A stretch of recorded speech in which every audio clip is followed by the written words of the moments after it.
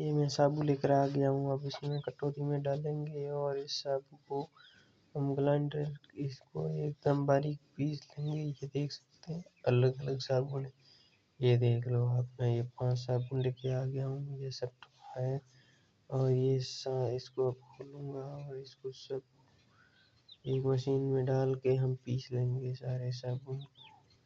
पीसने के बाद में हम इसको करेंगे शीशी। ये आप देख सकते हैं, इसको भी मैं खोल दूंगा।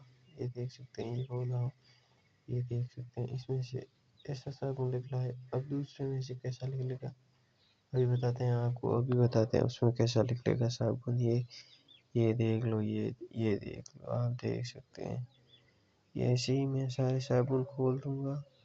खोलने के बाद मैं इसमें करूँगा, इसको करूँगा एकदम बारीक। देख सकते हैं आप, ये खुल गए सारे साबुन। ये देख लो आप।